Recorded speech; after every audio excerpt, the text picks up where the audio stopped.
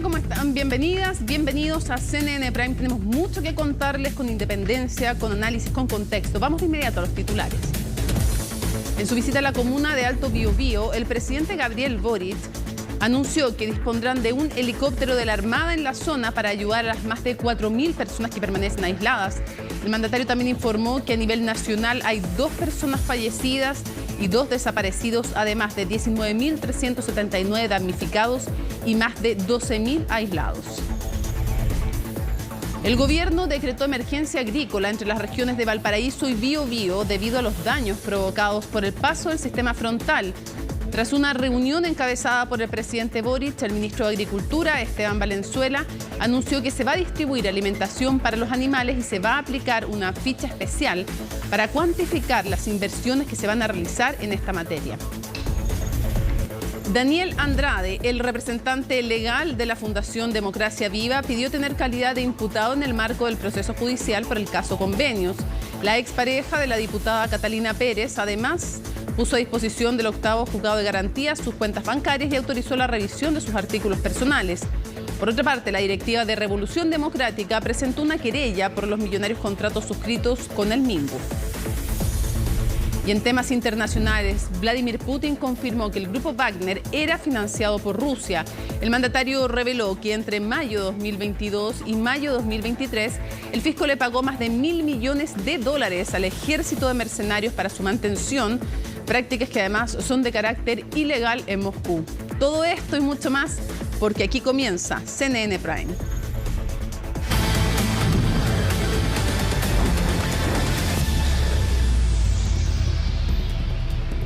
Y lamentablemente las autoridades reportaron 2 personas muertas y otras 2 desaparecidas en el último balance de Senapred. Vamos a conocer más detalles sobre estas cifras y el plan del gobierno para enfrentar esta catástrofe y nos va a contar de aquello Pablo Figueroa. Pablo, buenas noches.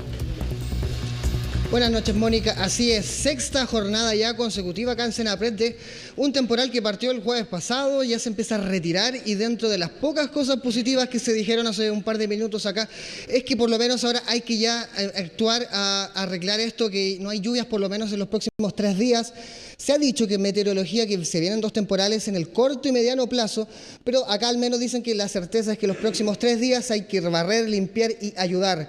El llamado del presidente de la República es todos, como en el fútbol, a la cancha, todos a la calle a ayudar y sacar esto lo antes posible, Mónica, porque la primera gran medida es llegar este viernes a tener un listado con los primeros beneficiados que recibirán un bono el próximo lunes de que oscila entre los 375.000 personas y el 1,5 millones. Esos bonos van solo en la cuenta RUT, pero bueno, parte de las cifras son, hay 118 equipos desplegados en la zona centro-sur del país, 117 maquinarias, bajó el número de desaparecidos de 4 a 2 y se mantienen en 2 los fallecidos. Parte de las cifras. Partamos viendo qué dijo el subsecretario Monsalve en esta 6ª jornada de reunión acá en Senapred. Hay que recordar que la respuesta va a ser de ayuda a las personas, un subsidio de retención laboral en aquellas actividades productivas que han tenido que detenerse para que no se pierda la fuente de trabajo. Es un subsidio laboral que puede llegar hasta los 80% del salario mínimo para que las actividades productivas que han tenido que cesar sus funciones no tengan que despedir trabajadores. El Ministerio de Agricultura va a también colocar a disposición recursos para la alimentación de animales y tanto el Servicio de Impuestos Internos como también Tesorería General de la República están trabajando en el catastro para eventualmente hacer repastaciones a aquellas personas que han sido afectadas. Ahí escuchamos a Monsalve hablando de lo primero, buscar primero soluciones económicas inmediatas a los lugares de trabajo, sobre todo a las viviendas también, Mónica. Se ha dicho, hay 3 pasos, pérdida total, personas que tuvieron pérdida total, subsidio del Estado inmediato, pérdida parcial, bueno, vivienda de emergencia, una gift card y ayuda para reparar las casas. Todo va dependiendo y lo que hay que aclarar. Va a llamarse a que mañana vayan muchos funcionarios públicos a los lugares. ¿Por qué? Si usted perdió el carnet, si usted perdió la cuenta RUT, bueno, la ayuda que llega, la primera, el lunes, va a llegar solamente depositado a la cuenta RUT o por depósito en el Banco Estado.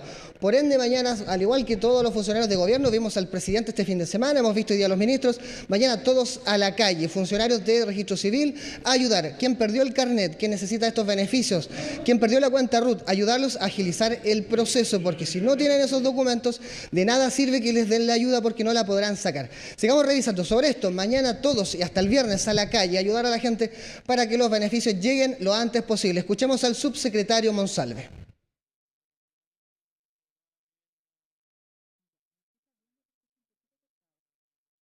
Estamos acreditando nuevos funcionarios públicos para poder ayudar en el proceso de toma de catastro de la ficha básica de emergencia, pensando particularmente en reforzar las comunas que tuvieron mayor afectación en cantidad de viviendas y también en extensión geográfica. Vamos a estar reforzando también el despliegue de los servicios públicos en terreno, precisamente porque hay muchas personas que pueden haber perdido su documentación, su cédula de identidad, su tarjeta de banco, particularmente la del Banco Estado, que es importante para el pago del bono de recuperación, porque ese va a ser el lugar donde se va a depositar el bono de recuperación, transferencia electrónica para quienes tengan cuenta RUT o retiro del dinero en efectivo en alguna sucursal del Banco Estado. Bueno, ahí escuchamos parte de la gente que está en el Congreso. Es bastante importante esto, Mónica. Quieren llegar el gobierno lo antes posible con las ayudas. Lo primero, lo básico es este depósito que se espera sacar la lista este viernes. Por ende, mañana y pasado mañana todos a la calle a llenar estas fichas, porque el viernes sale la ficha y se espera que el lunes se depositen las cantidades de dinero que van entre los 375.000 hasta el 1,5 millones. Pero lo más importante, la gente que no tenga su carnet, que no tenga su cuenta RUT y está dentro de esta lista de afectados, si no lo tienen, no va a poder retirar este dinero y toda esta agilización, toda esta ayuda, finalmente no cumple su cometido, que es ayudar lo antes posible. Por eso, ahora sí, escuchamos a Monsalve con respecto a esto. Mañana, a la gente que vea esto, que está en las zonas, acérquese a los lugares de atención, a las municipalidades.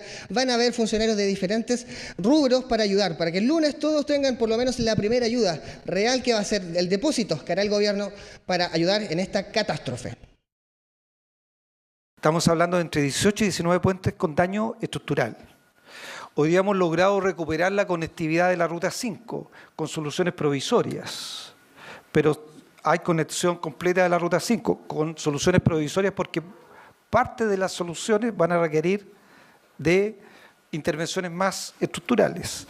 Hay 2 gasoductos afectados, uno en el río Maule y otro en el río Laja. O sea, quiero colocar la dimensión de la catástrofe que hemos enfrentado. Hay infraestructura que, habiendo pasado por todas las evaluaciones, no lograron soportar la dimensión del sistema frontal del aumento de los cauces de los ríos y tampoco lograron en algunos casos soportar el movimiento de masas que se produjo.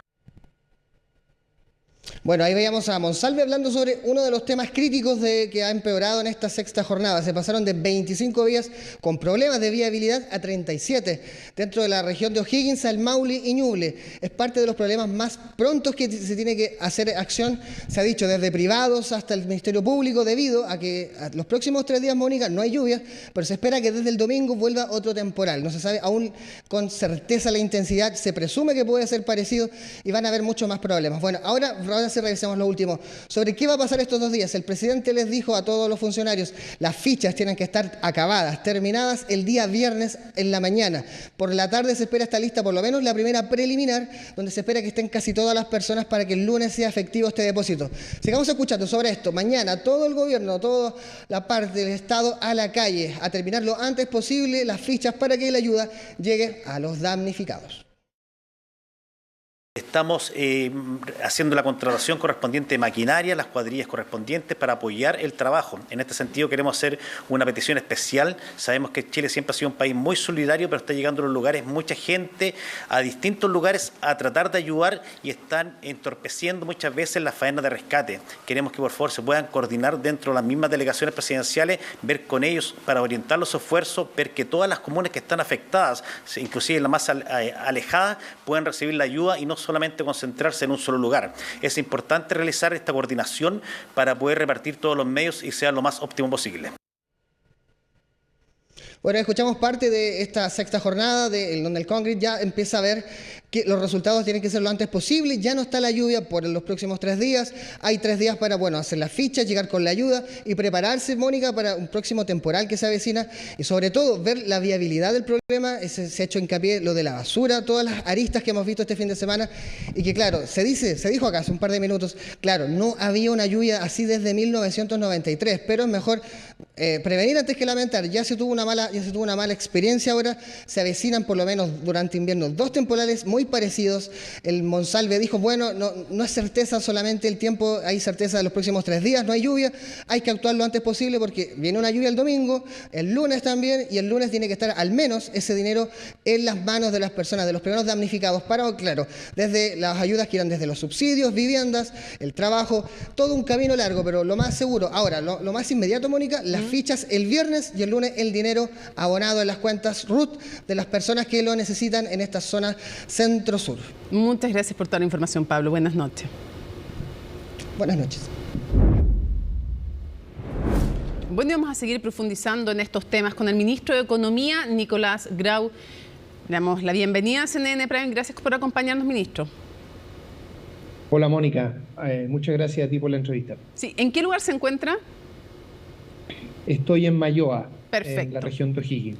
Me gustaría preguntarle si pudiéramos hacer un balance en general de las pérdidas que ha dejado este sistema frontal en el país y los afectados, antes de hablar de esta alianza público-privada que va a trabajar en la recuperación. Bueno, como tú sabes, Mónica, las pérdidas son diversas y todavía es temprano para saber las pérdidas de carácter más productivo. Ya sabemos, tenemos una muy buena cuantificación de las pérdidas de casas, por ejemplo. Entonces, sabemos que hay algo así como 1.500 casas totalmente destruidas y unas 5.000, un poco menos, de casas con algún nivel de afectación, pero como pudimos ver de manera muy clara durante el incendio, los incendios que tuvimos en el verano, todo el proceso de catastro productivo y saber la afectación, que en este caso va a ser una afectación principalmente rural, del mundo agrícola, eso nos va a tomar un poco más de tiempo, y justamente mañana, en conjunto con el ministro Valenzuela, el ministro de Agricultura, vamos a hacer el lanzamiento del catastro que vamos a hacer para efectos productivos. ¿Y cuánto tiempo más o menos se demora un catastro productivo? Más o menos, ¿cuánto tiempo se demora para ir a lo siguiente? Bueno, ahí hay 2 mundos que hay que distinguir. El mundo más urbano es algo que lo vamos a saber en menos de una semana. Claro, así nos sucedió la vez pasada. Y en el caso del mundo rural puede ser que nos tome un par de semanas probablemente tener un catastro más definitivo. Ya, le pregunto entonces, ¿en qué va a consistir, si nos pudiera resumir, esta alianza público-privado para trabajar en la recuperación? Obviamente que se prepara desde antes, pero entra en acción cuando ya está bien determinado el mapeo de los afectados, los lugares y las necesidades. Bueno, lo primero que me gustaría señalar antes de la alianza público-privada, que es muy importante, de hecho lo promovimos hoy día en la mañana, es señalar que cuando uno conversa con los afectados, tuvimos recién una reunión en Sagrada Familia, en la región del Maule, y ahí pudimos conversar con un conjunto amplio de agricultores, con presencia de todos los parlamentarios, del alcalde de Sagrada Familia, y la verdad uno se da cuenta que en los temas productivos hay desafíos tanto de infraestructura, que ya han empezado a ser trabajados por el Ministerio de Obras Públicas, por ejemplo, proteger las barreras que existen en los ríos para efectos de que no haya nuevos desbordes, incluso fortaleciendo la situación anterior, y además desarrollando los canales para que se puedan canalizar justamente las aguas en las próximas cosechas. Y después está el apoyo directo a los productores propiamente tal. Ahora, ¿en qué consiste esta alianza público-privada? Nosotros hoy día en la mañana fuimos antes de viajar a Maule, estuve en Pudahuel, en que nos acompañaron altas ejecutivas tanto de Coca-Cola, de SMU y también de CCU, y en conjunto esperamos poder lanzar un programa conjunto complementario para apoyar a todos los almacenes y restaurantes que se han visto afectados. Nosotros ya hace mucho tiempo estamos trabajando con estas empresas en un diseño de un programa que apoye a gran escala a los almacenes en Chile, y en el medio de ese trabajo nos pilló estas inundaciones y por tanto las llamamos. Digo las llamamos porque son gerentas, Sí. algo muy bueno que no se ve Sí, qué tanto bueno. en muchas empresas, ¿no es cierto? Así que muy positivo las llamamos y ellas tuvieron una excelente disposición y hoy día fuimos juntos a recorrer la zona de los guindos de Pudahuel, donde pudimos ver in situ la situación y mañana van a tener una reunión en conjunto con la ministro, subsecretaria y yo voy a seguir y recorriendo. ahí se traspasa experiencia, se hacen compras preferentes. ¿Qué es lo que se hace? ¿En qué consiste esta ayuda? ¿Cómo se levanta productivamente? Aparte, me imagino, me refiero, ¿en qué aportan los privados? ¿Cuál es como, no sé si transmiten conocimiento, como le decía yo, no sé, compra preferente o qué? ¿En qué ayudan los privados? Y también que nos detalle un poco, porque también hay ayuda directa para los pequeños y medianos, sobre todo, que han sido damnificados. Sí, a ver, la alianza público-privada y en particular el aporte de los privados puede ser en distintas dimensiones, algo que tenemos que conversar mañana, pero déjeme comentar algunas de ellas. Primero, ellos tienen una muy buena red. Estas empresas tienen más de 100.000 almacenes que trabajan con ellos. De los 160.000 almacenes, algunas de estas empresas grandes pueden tener 120.000, 130.000 almacenes que trabajan con ellos. Por lo tanto, tienen una muy buena red y ellos venden a través de sus almacenes. Por lo tanto, no solo esto tiene que ver con un tema de responsabilidad social, sino también de fortalecer a los almacenes que son sus cadenas de venta. Entonces hay una alianza virtuosa que ocurre en estos casos. Lo segundo es que cuando conversábamos hoy día, en particular con Lorena, que era dueña de un almacén, restaurante en la parte de los guindos, Lorena nos decía que lo que necesitaba con mayor prontitud era ayuda para poder limpiar su local, sacar el barro del local, ¿eh? Antes de que el barro se pusiera más duro y por lo tanto fuera más difícil, sacarlo. Sí. Y eso le iba a permitir cuantificar los daños y partir del proceso de recuperación. Entonces hay cosas urgentes que tenemos que hacer y cosas más de mediano o largo plazo de fortalecer estos almacenes. En todo ese proceso es posible que estas empresas ayuden, pero a mí no me corresponde, por supuesto, hacer esos anuncios porque es algo que tendrán que decir aquello. Nosotros mañana nos vamos a juntar para poder conversar los detalles. Y me imagino además que también hay escalonamiento o niveles según de afectación, la cantidad también de apoyo directo que va a haber para los emprendedores. Bueno, le puedo comentar qué es lo que hicimos en el caso de los incendios, porque creo que es una buena aproximación. De ahí como que voy pensándolo, justamente. Claro. Lo que hicimos en ese caso fue tener, como tú bien señalas, distintos tipos de instrumentos dependiendo del nivel de daño y también del tamaño de la empresa. Entonces, hubo algunos, para daños menores, hubo aportes directos que están siendo ejecutados a través de Cercotec. Y para daños mayores, que podían involucrar en algunos casos inversiones de más de 100 millones de pesos, 200 millones de pesos, en esos casos lo que estamos proponiendo, lo que propusimos en el caso de incendios fueron instrumentos de Corfo, en los que Corfo financia una parte y la otra parte la financia el privado, ya sea a través de su ahorro o a través de créditos blandos que también generamos a través de Banco Estado y otros bancos. Entonces, eso es lo que hemos hecho hasta ahora. Ahora que hay una parte bien importante, por lo que comentábamos al principio, que es principalmente agrícola, y eso va a operar a través de INDAP y la Subsecretaría de Agricultura, ¿Ministro? Que tiene un conjunto de instrumentos. Piensa tú que muchos de los créditos que tienen estos agricultores y agricultoras son créditos de INDAP. Y por lo tanto es otro instrumento que se tiene para poder apoyarlos a ellos. Brevemente, porque queremos ir a otros temas también. ¿Ha habido solamente ofrecimientos de empresas particulares o gremios, por ejemplo, como la SOFOFA o la CPC, también se han puesto en contacto con el gobierno? ¿Hay algo de eso o no todavía? Bueno, hoy día hubo una reunión entre la ministra de Obras Públicas y la Cámara Chilena de Construcción para también coordinar algunas tareas. Yo iba camino a esa reunión, pero producto de los atochamientos que existen no alcancé a llegar a la reunión. Solo pudimos conversar al final, pero sí estamos trabajando en conjunto con distintos sectores del mundo privado y además el Ministerio de Hacienda tiene un mecanismo que es un mecanismo de donaciones que se activa para cada una de las emergencias o de las catástrofes que tenemos de esta naturaleza y a través de ello también pueden aportar los privados. Así que nuestro llamado, por supuesto, es que se comuniquen con nosotros si quieren hacer estas ayudas, sobre todo las ayudas que tienen que ver lo productivo, que es lo que vemos desde el Ministerio de Agricultura y el Ministerio de Economía. Ministro, quisiera preguntarle si el presidente de la República le pidió también a su ministerio que revisara todos estos convenios que tienen los organismos con instituciones, ONG, a raíz, obviamente se lo estoy preguntando, el caso Democracia Viva, porque entiendo que el presidente hizo un llamado a todos los ministerios y quisiera preguntar, evidentemente entonces también, si se lo hicieron a usted, a todos, y si van a trabajar en eso, en cuánto tiempo van a tener una revisión para descartar o confirmar o alertar si es que hay irregularidades.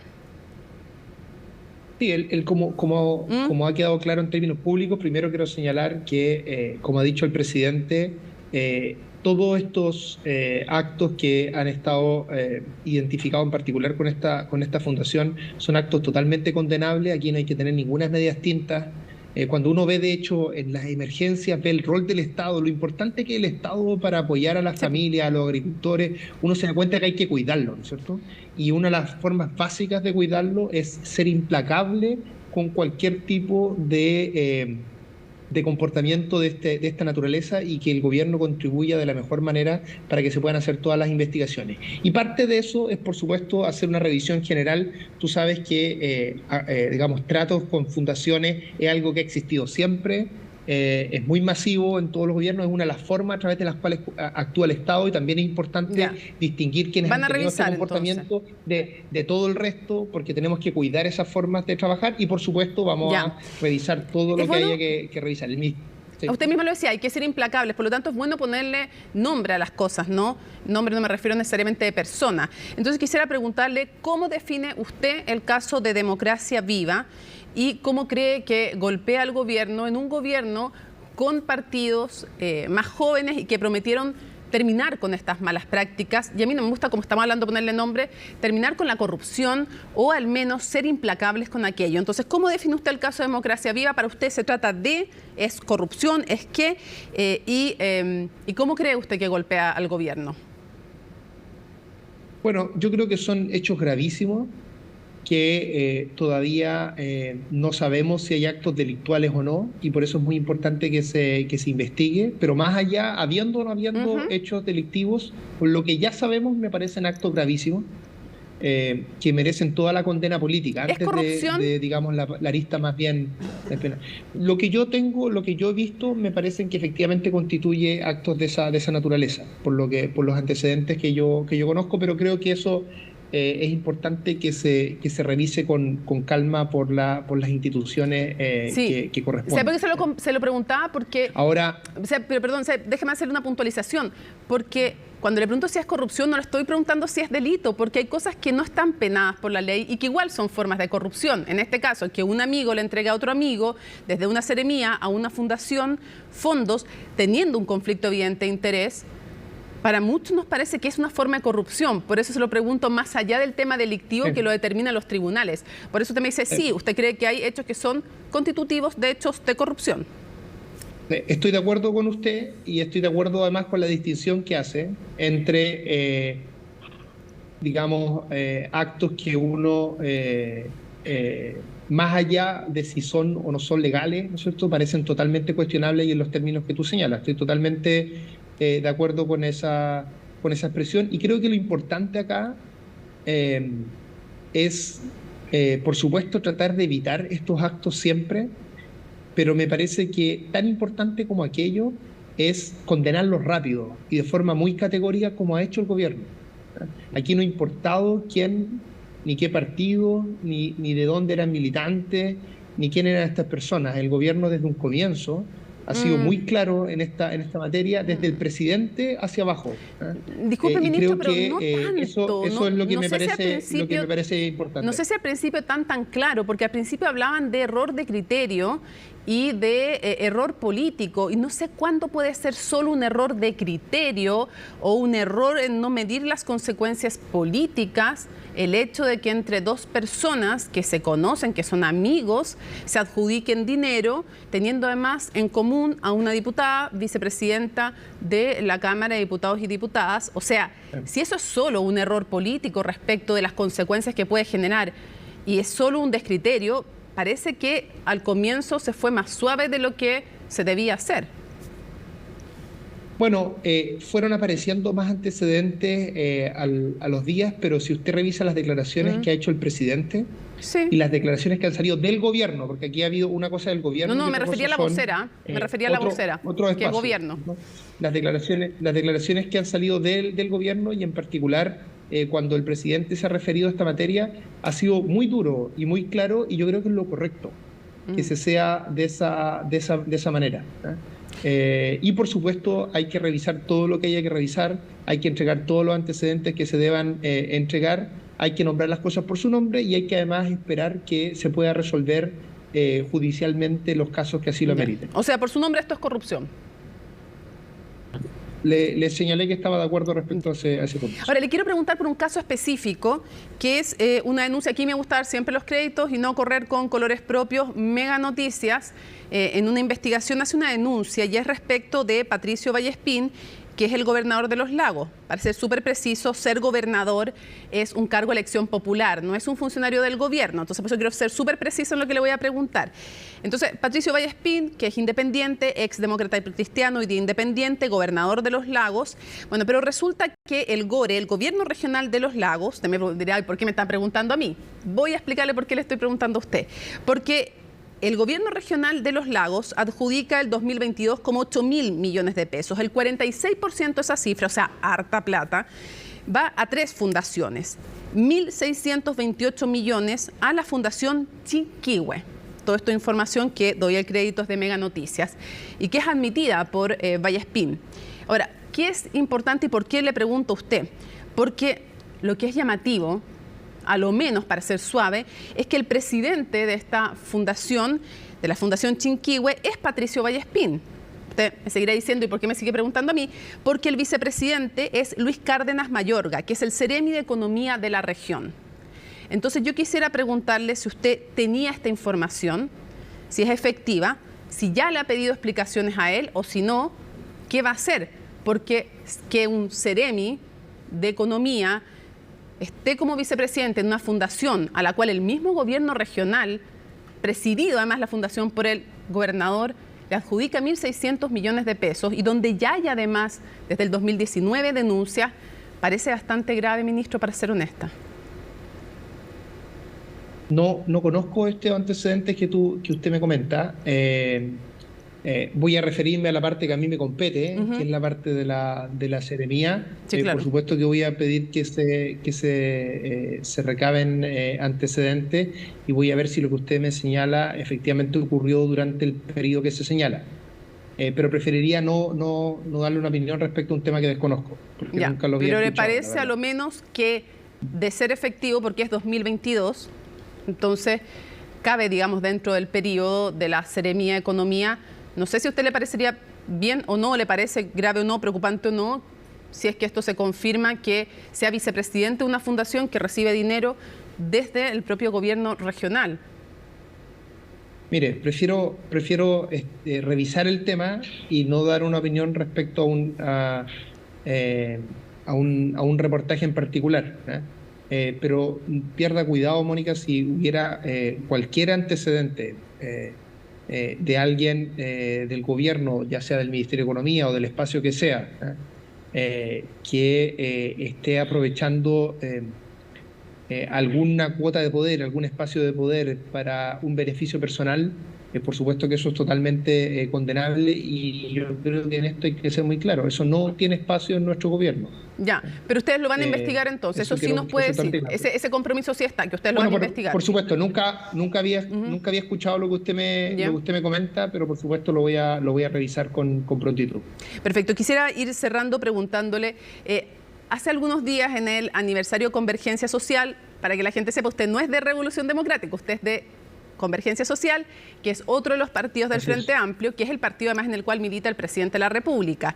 Y en ese aniversario el presidente planteó una tesis que ha rondado bastante tiempo en el Frente Amplio, esta idea de juntarse todas las colectividades en un solo partido, en un solo gran Frente Amplio como una colectividad. Yo quisiera preguntarle, por un lado, porque siempre, durante mucho tiempo fue Revolución Democrática el partido puntal, de alguna manera, al Frente Amplio, ¿no? Después Convergencia Social fue también sacando más parlamentarios y subiendo en importancia. Pero la pregunta es, ¿hay alguna posibilidad después de este escándalo en Democracia Viva, donde hay varias ramificaciones con hartos integrantes de Revolución Democrática, ¿hay alguna posibilidad o se atrasa, se entorpece, se dificulta?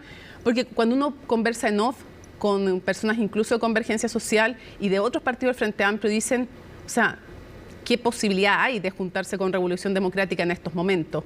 ¿Cómo afecta este proyecto político del Frente Amplio y la posibilidad de juntarse en un solo conglomerado? Mire, yo creo que la discusión respecto a la forma de organización de los distintos partidos del Frente Amplio es una discusión que corresponde principalmente a su militancia y no me gustaría ahondar mucho en aquello, pero sí, para no correrme totalmente de la pregunta, te diría que yo comparto la opinión que manifestó el presidente en su minuto en el acto de los 4 años de Convergencia Social. O sea, ¿usted no tendría problema en juntarse con RD aún en medio de esta coyuntura? Usted, en lo personal. No, le insisto, creo que esta es una discusión de más largo plazo, ¿cierto? Yo comparto esa visión general que presentó el presidente en su minuto. No me gustaría ahondar porque creo que es una conversación que tienen que dar la militancia en cada uno de los espacios y yo tengo un rol distinto dado a mi participación en el gobierno. Pero sí creo que es suficiente información decir que comparto esa opinión. Sí, cierro con algo muy breve, si me lo pudiera contestar muy breve.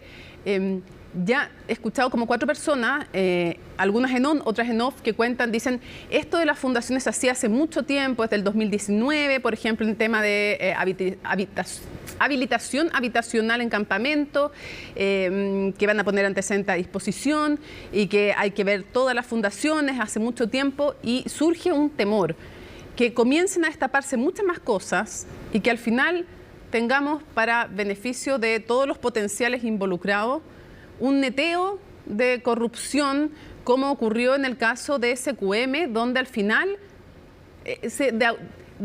básicamente se dio un manto de impunidad cuando afectó a todos. Que llegara a pasar eso finalmente y que no se investigue nada, ¿qué efecto también tendría para la democracia? Porque los que tuvo los escándalos de corrupción anteriores fue bien brutal y poco estudiado incluso. Sí.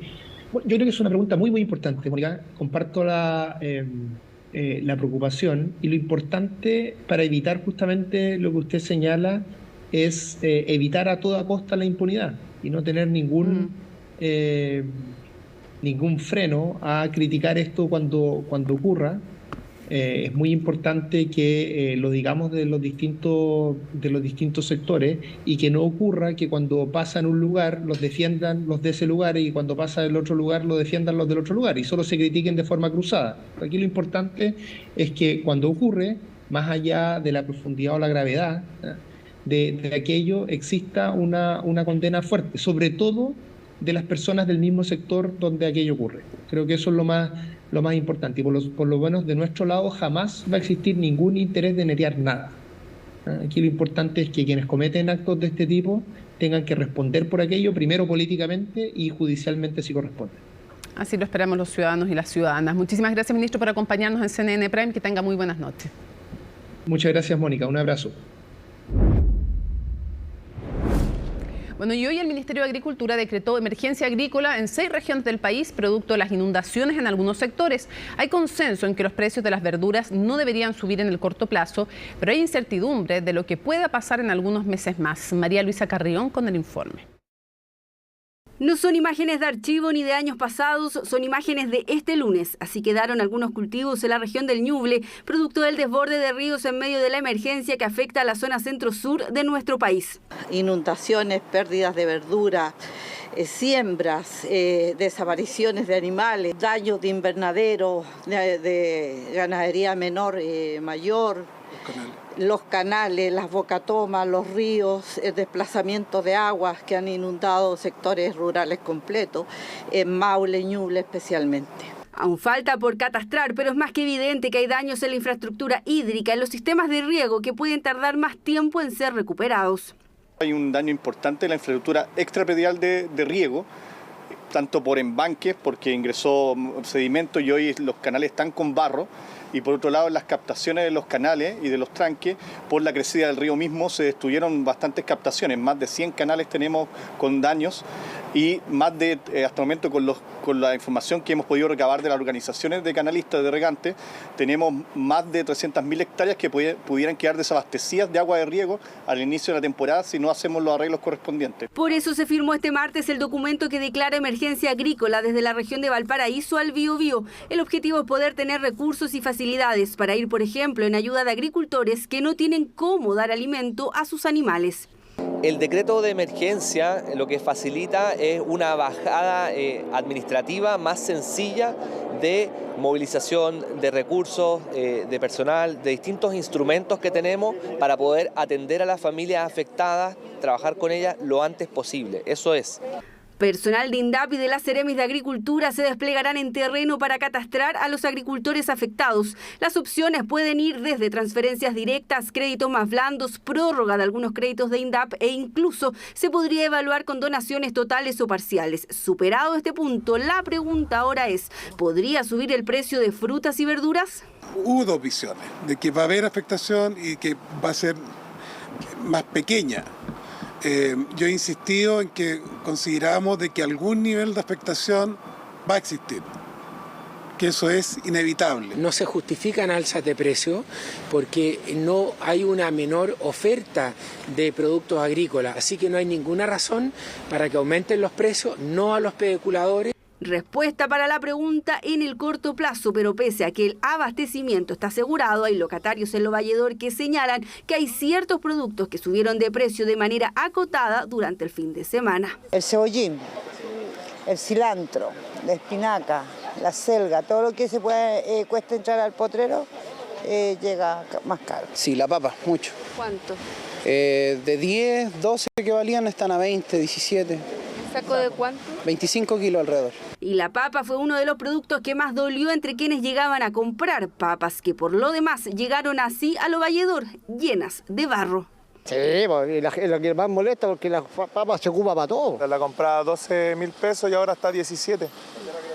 Entonces, ya es demasiado. Yo sé por lo que me han dicho acá que la lluvia es lo que empeora todo. Hay cosas que han subido y otras que han bajado, como el brócoli, repollo. Esas cosas como que han bajado, pero lo que es la papa sí se notó el cambio, porque hace como 3 días, no, la semana pasada la compramos a 14 y ya subió 3.000 pesos más, 17, 18.000 pesos el saco. Y aunque hay consenso en que ahora no debería haber aumento de precios, la incertidumbre para el futuro es cierta, porque aún no hay un catastro definitivo de los daños. Hay algunos cultivos, por ejemplo, almácigo de cebolla, almácigo de hortaliza, se perdió. Eso es para, la cebolla viene para plantar en septiembre y para cosechar el próximo año, para el año 24, para cosechar en los meses de marzo, abril. Esos almácigos se perdieron. Entonces, volver a hacer un almácigo, volver a preparar suelo, eso va a demorar mucho. Los suelos que están saturados con sedimento o con barro, volver a meterse al suelo que esté en condiciones puede pasar un mes fácil. Y eso a lo largo del cultivo te va a atrasar mucho. O puede llegar tarde o puede ser que ya no es necesario ponerlo porque va a llegar fuera de temporada. Todos los actores concuerdan en que será un año complicado, pero que hay que ser prudentes en cuanto a los vaticinios. Aún falta mucho por cuantificar, catastrar y recorrer para saber el daño certero que causó y está causando el sistema frontal en la agricultura. Nos trasladamos hasta la comuna de Licantén, una de las zonas más golpeadas por las lluvias registradas en la zona centro-sur del país. Valentina Nieto nos cuenta sobre la situación del sector. Valentina, buenas noches. Hola Mónica, muy buenas noches. Claro, acá en la comuna de Licantén los esfuerzos siguen por poder limpiar las viviendas de lo que fue este paso del sistema frontal. El barro sigue complicando evidentemente a los vecinos de esta zona y por eso mismo es que las autoridades han puesto sus esfuerzos en poder entregar todos los elementos necesarios para poder efectuar estas limpiezas durante esta jornada. Durante la tarde particularmente vimos cómo llegó un cargamento de distintos víveres víveres, principalmente de kit de limpieza, también sanitarios que trajo el ejército. Están desplegados en distintas zonas, al menos aquí en la región del Maule, con la intención de poder avanzar en lo que es este proceso de limpieza, de sacar los escombros y poder habilitar nuevamente lo antes posible las viviendas, entendiendo también que comienza a bajar la temperatura luego de el paso de este sistema frontal. Los virus respiratorios complican bastante también, Mónica, por eso es que han llamado a las autoridades a poder vacunarse. Han dicho que lo único que tienen que hacer es dirigirse a estos pequeños hospitales de campaña que se han establecido en varias comunas para poder vacunarse tanto contra la hepatitis como también contra los virus respiratorios. Sigue también la complicación, Mónica, respecto a lo que son las rutas. Algunas siguen con problemas de conectividad. Hay algunas que incluso nosotros mismos pudimos ver están complicadas con el tránsito, algunos anegamientos, también cortes de ruta, algunas partes que están simplemente rotas en la calle y por lo tanto complica para poder transitar. Han dicho que eso se va a reparar durante los próximos días desde las autoridades, pero que aún el catastro de personas aisladas sigue siendo bastante alto. De hecho, según el último informe que publicó Senapred, se habla de más de 11.000 personas que continúan aisladas. Acá, al menos en la zona de Licantén, se señala que ha ido disminuyendo el número que se ha podido reconectar y que eso ha favorecido también poder entregar las distintas ayudas, pero el informe lo preparó nuestra compañera Macarena Román respecto a todo lo que pasó durante esta jornada acá en la zona centro-sur, las distintas dificultades que siguen enfrentando las familias luego de este paso del sistema frontal. Pasamos a revisar el informe que preparó nuestra compañera. Más de 5 días han pasado desde el inicio del sistema frontal que afectó a la zona centro-sur de nuestro país. Las consecuencias son evidentes y eso que aún queda por catastrar. Les voy a mostrar un poquito la imagen que demuestra los días posteriores a este sistema frontal. Una calle llena de barro y esto es lo que se repite precisamente en todas las calles de Licantén. Calles que son reflejo del aumento de los caudales de los ríos que transitan por las 6 regiones afectadas de nuestro país. Temporales que han provocado la muerte de 2 personas, desaparecidos, pérdidas materiales y decenas de aislados. Solo por dar un ejemplo, estas son imágenes del rescate de 8 profesores y 2 alumnos que estaban aislados desde el viernes en una escuela en Alto Biobío. Horas más tarde del rescate llegó el presidente Gabriel Boric justamente a la comuna ubicada en la región del Biobío. Al igual como lo ha hecho en jornadas anteriores, el mandatario se reunió con autoridades locales y realizó anuncios. A partir de hoy se dispondrá un helicóptero HH-65 para la comuna de Alto Biobío, que va a estar prestando ayuda permanentemente y aprovechando los claros que se dan para poder llegar a todas estas comunidades. En Ñuble, en tanto, el ministro de Desarrollo Social recorrió distintos sectores afectados para entregar kits de emergencia e indicaciones sobre las fichas FIBE, a través de las cuales se busca hacer un catastro para la entrega de ayudas. El lunes de la próxima semana deberían estar depositados ya los recursos del bono de recuperación, que es de hasta 1,5 millones de pesos, dependiendo del nivel de daño, en este caso a los enseres de las viviendas, y la idea es que se lo puedan ocupar con libre disposición. Y más hacia el norte, en la localidad de Tinguiririca, región de O'Higgins, las condiciones de las rutas no han podido ser restablecidas del todo. Con lentitud avanza el tránsito aquí en la zona de las cercanías del puente Tinguiririca. El tráfico continúa cortado en una de las vías, esto mientras continúan los trabajos en las casas que están aledañas a esta carretera y que resultaron afectados por el sistema frontal. Son unas 150 familias las que viven en las cercanías del puente Tinguiririca y que fueron afectadas por el aumento del caudal del río del mismo nombre. Una situación que los vecinos dicen se pudo haber evitado. Mínimo debieran escuchar los problemas que le llevamos y analizarlos, ver las situaciones, porque esta zona es una zona de riesgo donde sabemos que cuando el cambio climático que se nos viene encima tenemos problemas con el río Tinguiririca. Pero se hizo caso omiso a todas las denuncias que se hicieron. También hubo problemas en el kilómetro 30 de la ruta principal hacia Licantén. Personas de manera particular trabajaron para tapar una zanja que provocó el cierre provisorio del paso, lo que molestó a más de un vecino. Esto es una opinión, una decisión prácticamente irresponsable, porque se deja una comunidad entera y de afuera inhabilitada de conexión. Con el agua hasta aquí nomás, ¿y cuál era tanto la emergencia de cerrar el camino? Con todas las exigencias que hay para abajo de las personas, de ida y vuelta para poder venir y no, sino que se empeñaron en cerrarlo. Es que con este cierre el trayecto para entrar a Licantén aumenta a 2 horas, situación que se convierte en un grave problema si se considera que la comuna ha sido una de las más perjudicadas. Imagínense, la dimensión de esta casa es casi la mitad de esta casa, la que ocupó el agua del río, que estuvo por lo menos hasta el domingo. La cantidad de agua provocó que familias enteras perdieran literalmente todo y por eso los aportes son tan necesarios. Yo creo que más se necesita el tema higiénico, más que nada, el tema de cloro, poder desinfectar las casas. Y lo otro que son botas, si tú te ves, todavía no hay nada que pueda pasar aquí, ya no tenemos dónde lavar las cosas. Mire, una de las cosas que se necesitan acá en Licantén son ojalá motobombas de 1,5 pulgadas. No tenemos ni un problema para adentro, pero lo que nos falta es carbón para sacar la casa. Son distintas las organizaciones que han abierto sus puertas para concentrar los aportes.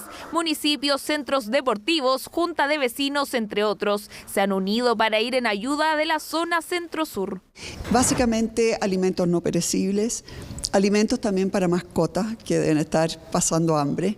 Estamos pidiendo también, obviamente, agua, artículos de aseo y también de aseo personal. Pero si usted quiere aportar y no puede acercarse a algún recinto, hay una opción que abrió Techo Chile, donde están recibiendo cualquier tipo de ayuda monetaria. El primer objetivo es juntar 300 millones de pesos para construir 100 casas de emergencia. Queremos comenzar este fin de semana las primeras construcciones de las primeras viviendas. Pensamos que sea en la región de O'Higgins por las condiciones meteorológicas, pero también por un tema de habitabilidad de lugares donde estas familias perdieron sus terrenos. Las viviendas de emergencia de techo son las de 19 metros cuadrados, que viene, como les decía, con un revestimiento por fuera, con Smart Panel, y eso lo que busca es ser una medida transitoria. Distintas formas de ayudar, pero que tienen un solo objetivo, que los más de 13.000 afectados en el país puedan volver a retomar su vida con normalidad y recuperar lo que tanto esfuerzo tuvieron antes del sistema frontal.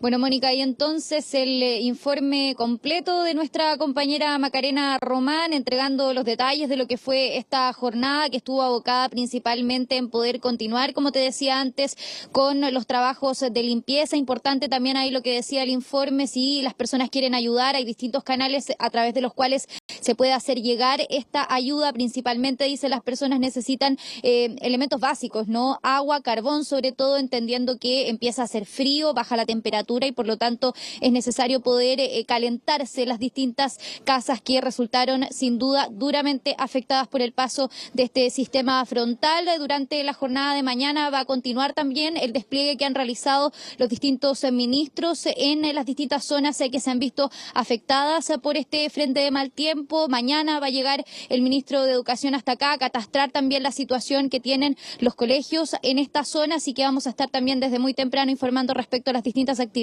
y los anuncios que hay concretamente para esta zona del país. Muchísimas gracias por toda la información. Buenas noches. Buenas noches.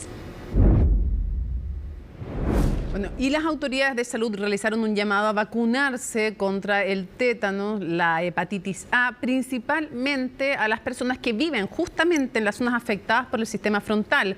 Además, como vamos a ver en el informe de Belén Saldías, los expertos entregaron una serie de recomendaciones para prevenir enfermedades.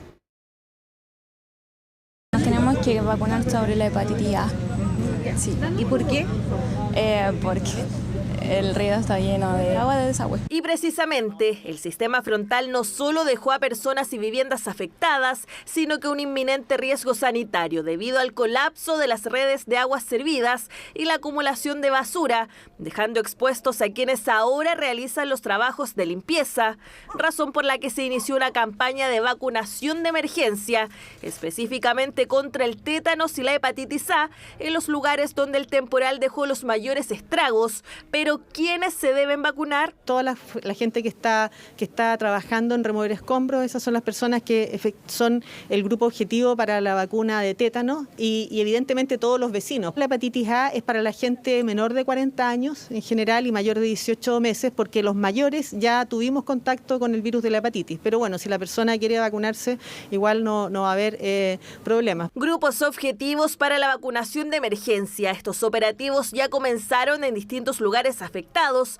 La idea de las autoridades sanitarias es acercarse a los damnificados. ¿Qué vacuna te vas a colocar?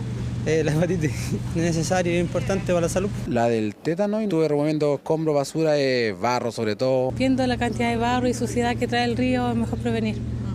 Sí, muchas infecciones, enfermedades. Sin embargo, esta no es la única forma de prevenir enfermedades en caso de haber estado en los lugares alcanzados por la emergencia. También hay medidas que se deben adoptar. Por ejemplo, en los hogares donde ingresó el agua. La descontaminación en estos casos es fundamental. Para las cosas que tomaron contacto, por ejemplo, si estas cosas son alimentos, lo más recomendado sería que estos alimentos sean descartados. Los enseres, los muebles, ¿cierto? Y otro tipo de cosas que son inertes, que queden mojadas con estas aguas, evidentemente van a tener los coliformes, los no coliformes y los virus adheridos a la superficie, ¿ya? Por lo tanto, ahí lo recomendado es realizar un aseo terminal, un aseo fuerte. Importante es la limpieza. De no hacerse y en caso de que suban las temperaturas, los vapores podrían contener microorganismos y comprometer las vías respiratorias.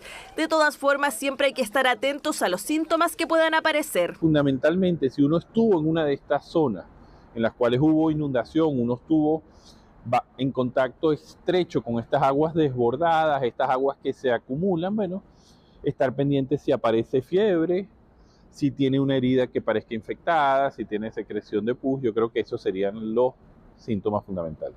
En caso de que se encuentre en las zonas afectadas o que tenga previsto ir a ayudar, la recomendación es usar diversos elementos de protección para reducir el riesgo de contagio. Si autoriza al ingreso, debe estar provisto por elementos de protección personal. Zapatos de seguridad o botas, zapato grueso, gafas, guantes y ropa que lo proteja de material cortopunzante que pueda haber en el entorno. Riesgo asociado a la emergencia meteorológica, aunque tampoco hay que dejar de lado los virus respiratorios que han mantenido en una situación de estrés a la red de salud nacional. Las condiciones actuales de las zonas afectadas pueden significar un mayor riesgo de enfermedades. Se produce un doble fenómeno. Primero, frío, que es lo habitual después de las lluvias, pero también una enorme humedad, sobre todo en las zonas de altas inundaciones. Ambos factores pueden provocar un deterioro, un daño en los mecanismos de defensa de la vía respiratoria y por lo tanto hay que tener presente que los virus pueden hacer más daño si estamos en presencia de esos factores. Por lo mismo es que además de las vacunas de emergencia continúa la campaña de invierno, donde se contempla la dupla COVID-influenza para principalmente los grupos de riesgo, que son niños, embarazadas, mayores de 65 años y enfermos crónicos. Vamos a ir de inmediato a nuestro estudio de CNN Tiempo para revisar justamente la actualización para esta y las próximas jornadas con José Miguel Mardones. José Miguel. ¿Qué tal? Muy buenas noches. Estamos en el estudio de CNN Tiempo, a pocos minutos de un nuevo capítulo, así es que más adelante, luego de CNN Prime, vamos a profundizar en el pronóstico en todo nuestro territorio con el foco de atención y preocupación en la zona de la emergencia. Por ahora, vamos a revisar un mapa, el satélite, cómo se nos vienen las próximas horas. Lo vamos a ver inmediatamente en la proyección meteorológica que tenemos acá a mi espalda y lo vamos a revisar a pantalla completa para ir entregando mayores detalles. Se acerca un nuevo sistema frontal hacia el sur de nuestro país, acompañado también de un río atmosférico que habíamos estado conversando durante las jornadas anteriores, del río atmosférico que aportaba, por ejemplo, humedad, intensas precipitaciones. Ahora bien, la diferencia de este río atmosférico es la posición. Se acerca al continente, se acerca al territorio nacional en otra posición. Ustedes pueden ver mucho más paralelo a nuestro país, al territorio chileno. La vez anterior, el río atmosférico golpeaba a la cordillera de los Andes Andes de manera perpendicular, con mucha más fuerza y cargado de una gran cantidad de humedad que hizo que finalmente las temperaturas no fueran tan bajas, que la isoterma cero estuviera alta y que las precipitaciones fueran muy intensas.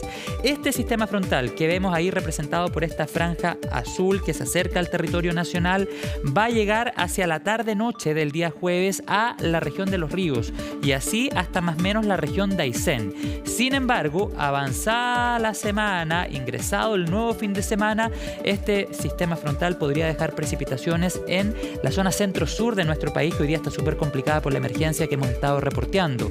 Precipitaciones para nada intensas en comparación a lo vivido hace algunas jornadas atrás, pero que de alguna u otra manera igual implican ciertos riesgos, ya que recordemos que los territorios, las tierras afectadas permanecen aún muy húmedas, así es que hay que prestar atención a eso.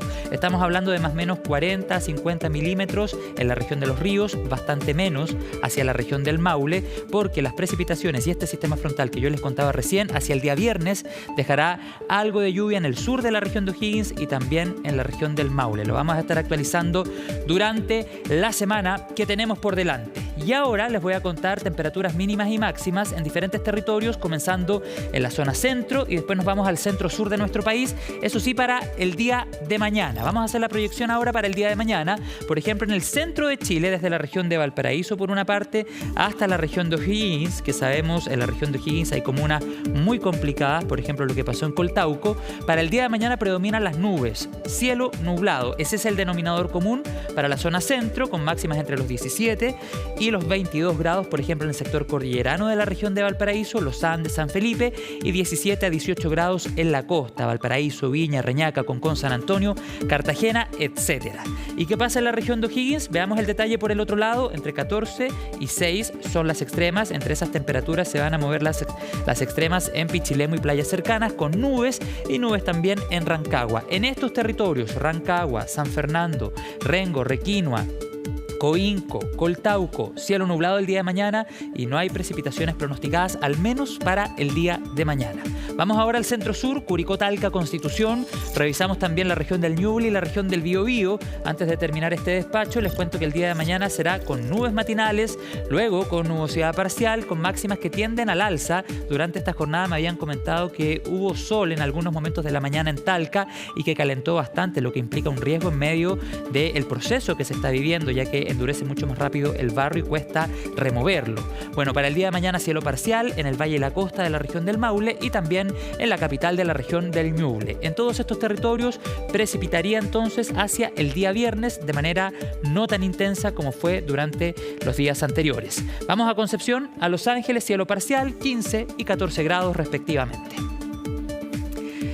Bien, y antes de terminar este despacho, vamos a ir a la región metropolitana, una mirada rápida, profundizamos en CNN Tiempo, luego de CNN Prime, y vamos a contarles entonces que el día de mañana también en la región metropolitana será un día con nubes, con máximas, por ejemplo, entre los 19 y los 22 grados hacia el sector de Colina y con mínimas que tienden a la baja. Si bien luego del sistema frontal siempre se dice que llega el frío, bueno, en este caso bajó un poco la temperatura, pero no en demasía, no hay o no estamos en presencia, por ejemplo, de heladas matinales o de temperaturas bajo cero. Bajó un poquito la temperatura, pero como el sistema frontal que se acaba de ir tuvo características cálidas, no generó heladas luego de su partida o luego que dejara nuestro territorio, a diferencia de lo que pasa en otras oportunidades. Bien, y hacia el otro lado también, entre los 20 y los 22 grados, con mínimas entre los 5 y los 9 hacia Colina, un poco más bajo en Maipú y la Florida. Mañana fría, pero no tanto. Bien, dejamos hasta acá este despacho, volvemos al estudio de CNN Prime y nos reencontramos en los próximos minutos en un nuevo capítulo de CNN Tiempo. Que tengan buenas noches. Gracias. Bueno, y seguimos avanzando para contarles, le agradecemos por supuesto a José Miguel Mardones toda la información desde CNN Tiempo y les contamos que una inusual tromba se originó en la región de los lagos mientras las miradas siguen puestas en las consecuencias del sistema frontal que hizo aumentar el cauce de los ríos en buena parte de la zona centro y sur de Chile.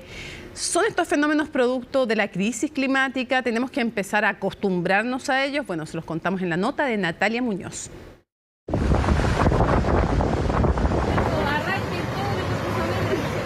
Preocupación y sorpresa causó esta inusual tromba marina que afortunadamente no alcanzó a tocar tierra en la región de los lagos. Los habitantes de Puerto Varas y Puerto Octay pudieron verla pasar por el lago Yanquihue, un fenómeno al que no estamos acostumbrados en nuestro país. Lo que viene detrás del sistema frontal es una masa inestable. Normalmente ocurre eso, ¿cierto?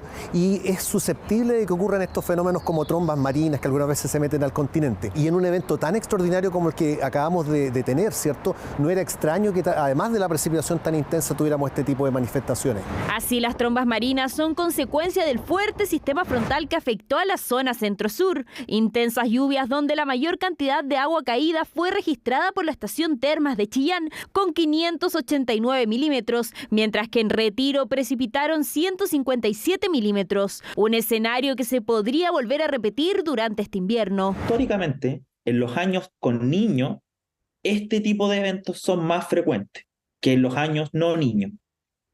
Este año, o este invierno, es un invierno del niño. Estamos en un año propenso a que tengamos este tipo de fenómenos. Es probable que tengamos lluvias sí bastante más intensas, pero no tal vez hasta este punto donde tuvimos un evento que es prácticamente 1 a 2 en nuestras vidas. A lo menos podríamos tener de nuevo cuadros parecidos, no sé si con la misma intensidad, porque también las quebradas se han ido limpiando y también hay otra toma de decisiones, pero a lo menos tendríamos que tener 2 cuadros parecidos en lo que resta del invierno. La crisis climática junto a la llegada del fenómeno del Niño fueron factores importantes para el fuerte sistema frontal. Sin embargo, en esta oportunidad se agregó otro ingrediente, una isoterma cero alta, lo que se tradujo en lluvia en áreas donde normalmente cae nieve, agua que llegó a los ríos y provocó diversos desbordes. La temperatura en promedio va a subir, así que aunque tuviéramos similares precipitaciones a las históricas, los caudales que se esperarían debiesen tender al alza en todos aquellos lugares donde puede nevar, pero producto de estas temperaturas altas va a caer más precipitación líquida. Es algo que tenemos que incorporar en nuestros diseños, en nuestra planificación. Acá la capacidad de infiltración del sedimento, es decir, del suelo, ya es mínima. Entonces, cualquier precipitación que caiga en esa área va a repercutir indudablemente en una inundación, ¿ya? El curso busca lugares donde poder él desplazarse, entonces va a empezar a buscar sitios donde no estaban anteriormente inundados. Alertas que se generan con el dato de más de 13.000 personas damnificadas, más de 1.400 viviendas destruidas y alrededor de 12.000 personas aisladas. Mientras aún se limpia el barro y se levantan escombros, es importante que las nuevas construcciones tengan un enfoque en que estos eventos meteorológicos serían cada vez más usuales. Nosotros tenemos aquí que enfrentar la emergencia, pero también prepararnos porque el invierno está recién partiendo, ¿no?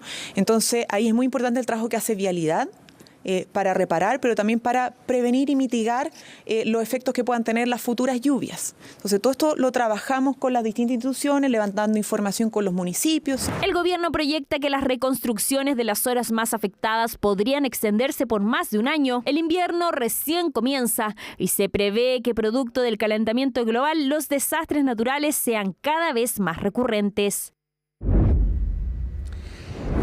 La directiva de Revolución Democrática presentó una querella de la cual le vamos a contar en momentos, pero antes no se olviden de lo siguiente: a través de nuestro sitio web, la ficha básica de emergencia, la FIBE, qué es, cómo inscribirse y en qué comunas ya se está aplicando. Bueno, las familias damnificadas por las intensas lluvias van a poder acceder al bono de recuperación de hasta 1,5 millones de pesos según la afectación de cada uno, de cada familia, tras ser catastradas por la ficha FIBE. Así que ahí tienen toda la información para ver cómo postular.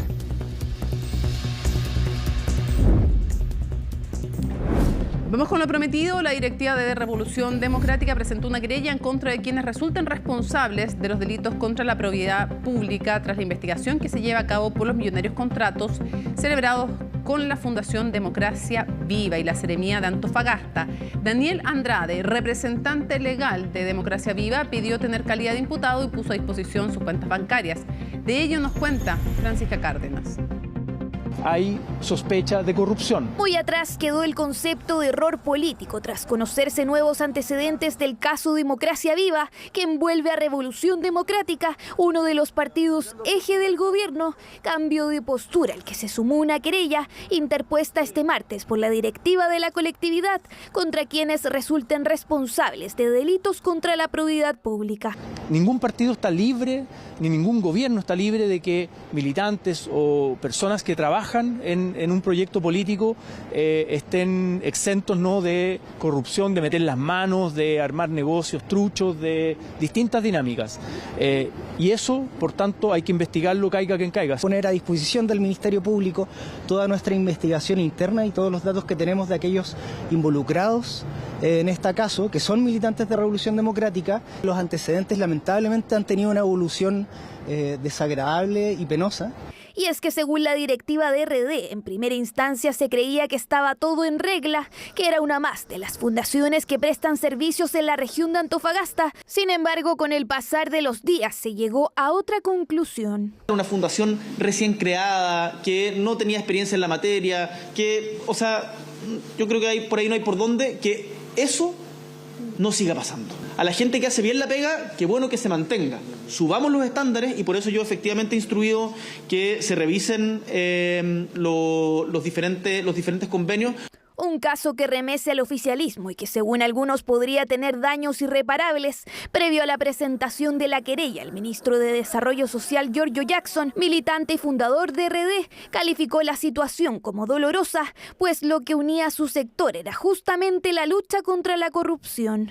Y no son pocos los que creen que se podrían descubrir irregularidades en otras fundaciones. No exime que el día de mañana se conozcan más cosas porque se están protegiendo a urbanismo social, y lo digo con mucha responsabilidad. A mí me han dicho, desde dentro de mi propio partido, por favor no te metas ahí. Pero es el abrir y permitir que la luz entre el que nos va a traer certeza y nos va a permitir volver a crear las confianzas. Si el partido va a ser imputado, no podría ser querellante, no podría tener acceso a la carpeta investigativa, porque sería como tener al gato cuidando la carnicería. Otros desde la oposición también piden la salida del ministro de Vivienda, lo que es visto como un aprovechamiento político en RD, quienes aseguran que la responsabilidad política ya se asumió con la salida de la ex subsecretaria Tatiana Rojas. Mientras que el titular de la cartera viajó este martes a la región de Antofagasta para reunirse con el fiscal a cargo de la indagatoria y presentarle antecedentes sobre el caso. Un funcionario público cualquiera de acá que recibe un sueldo de afuera es un delito muy fuerte. Una persona que es contratada por una institución y que se va a trabajar para complementar el equipo de él también es un delito. Lo único que quiere decir es que hay contratos de personas con ONGs varias, en un tiempo fue más y después se achicó, hay menos personas, nosotros creemos que son 6 personas, no más que eso, los datos que tenemos. El día de mañana pueden aparecer otros datos. Además, se llevó a cabo una reunión extraordinaria en RD, porque pese a que se recalca por parte de la directiva que la fundación no es parte del partido, involucra directamente a sus militantes, entre ellos la diputada Catalina Pérez, a quien se le congeló la militancia, la que incluso, según sus mismos pares, deberá enfrentar a la justicia. En la querella está individualizada para ser citada a declarar. Entonces, insisto, somos lo que hacemos y en este sentido tenemos que ser intachables. Durante mucho tiempo nosotros levantamos con la bandera de la probidad y eso se hace con acciones, no se hace como solamente con palabras. La Moneda no descarta además la posibilidad de presentar una querella criminal. Más de 1.300 iniciativas populares de normas se presentaron en el nuevo proceso constitucional. Las propuestas ya están publicadas y las organizaciones comenzaron la búsqueda de las 10.000 firmas que se exigen para que sean discutidas, no necesariamente aprobadas, pero sí discutidas en el Consejo Constitucional. De ello nos cuenta Paul Follert. Un nuevo reloj corre en los tiempos del proceso constitucional.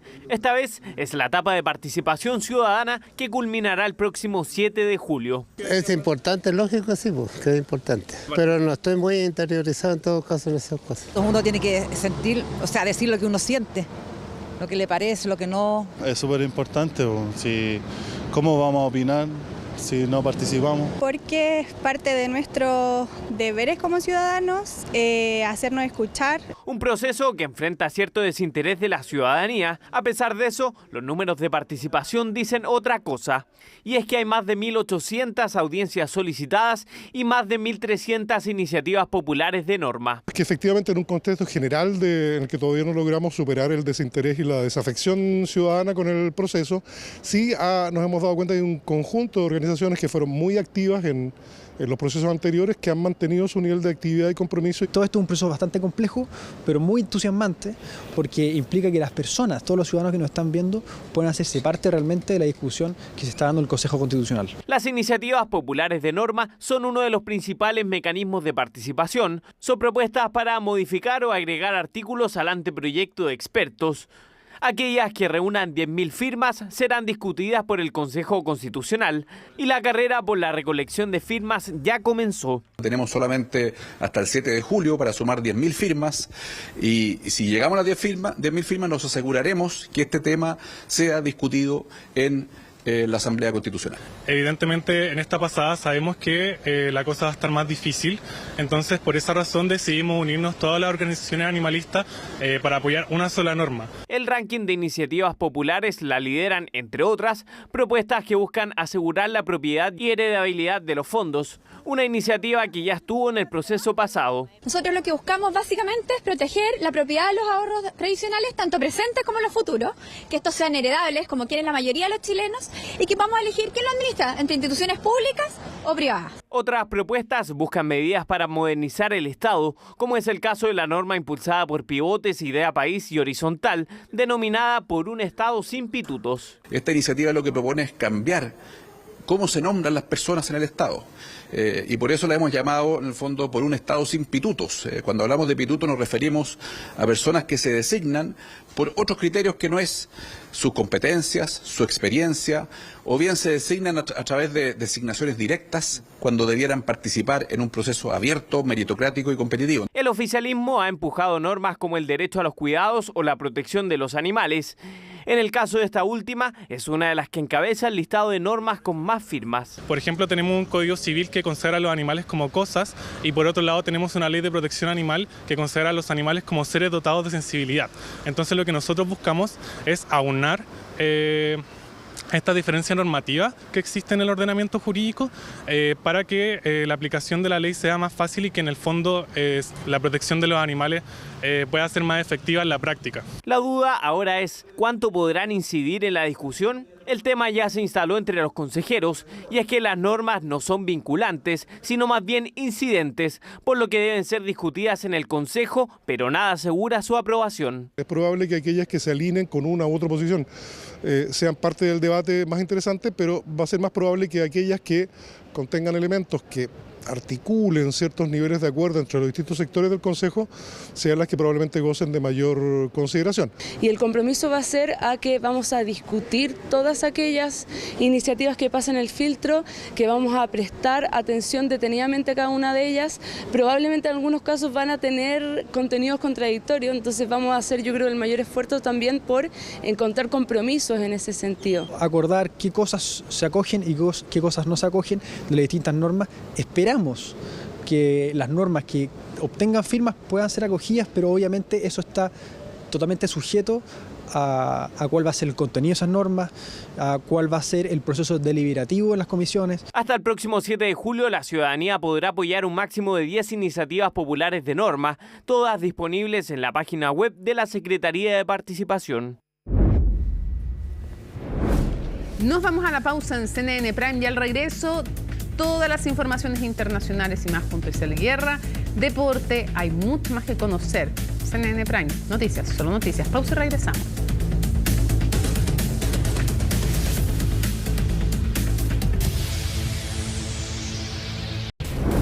Bueno, termina CNN Prime, viene CNN Tiempo, como no, súper importante siempre. Y luego, como cada martes, Futuro 360 y luego Última Mirada con don Fernando Paulsen. Así que quedan en estupenda compañía.